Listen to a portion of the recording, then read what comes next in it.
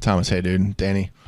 I'm just gonna show you this real quick. Just kind of talk about Megagen real quick. So even though they have one platform, they have different size. So this is a 3.3 and that's a 4.8 core.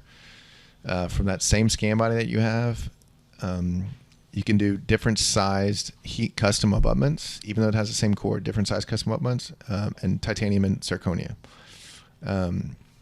For taking x-rays, you have to make sure that when you need to see a small little tiny gap down here. It's got to be ever so small. It can't be a large gap. You know it's not seated all the way. So you got to kind of twist it so this ledge is down at the platform. So I got your x-ray that you sent me a text on, but take an x-ray where you can see the full platform. Make sure this is closed if it's open. And if this is separated, then it's not fully seated. So in the scan, I'm not sure what scanner you're using. You would obviously need, if it's a single tooth, the quadrant, the soft tissue. So you would need upper, lower, and bite scan. If you want to get a little bit more accurate, you can do a full arch and do a bite scan on the right side, a bite scan on the left side, and then also the scan body scan. It's actually better if you take the scan body scan and have this notch facing the facial of it. Here are the three custom abutments. So there's a 3.3, a 4.0, and a 4.8 core. Usually you want 4 or 4.8 in the molars, and I'll just kind of give you a heads up whenever I refer patients back to you, what size core you should use for the implants in the posterior. So let's just, as an example, this is a 3.3. You can see how narrow it is. And that's a 4 core. You can see how wide the custom abutment is. Again, it's the same platform inside. It's just the way the abutment sits on top of the implant. This one sits platform switched. This one still sits platform switched. And you see how the good bone on both sides of it?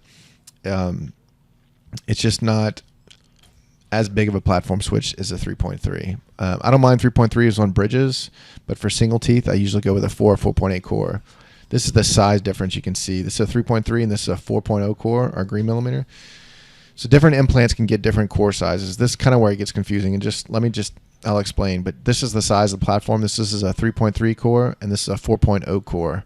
And you can even do 4.8, which actually wraps the entire surface of it. But again, for bridges, I don't mind 3.3s on both to get nice, good bone on both sides, or circumferentially around the implant. But clinchers or grinders are big dudes like this guy, I would do like a 4.0 core or something like that. Anything in the anterior, I'm pretty much sticking with a 3.0 core.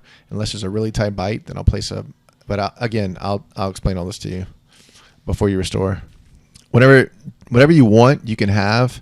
Just let us know if you want screw access holes in the occlusal, what shade, lab scripts online. There's like an auto, clicking to fill out. It's pretty easy. You can print them out for each patient, or you can just print a bunch of them out with your name on it, and then just fill them out chair side.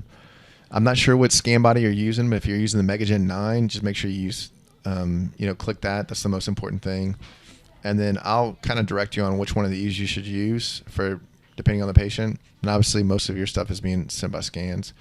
If you want a screw access hole or you want us to submit it for you, that's fine. If I need to, I'll attach a sticker for you so you don't have to worry about that. But that's pretty much it, dude. Just want to give you a heads up. Thanks for the sending case to the lab.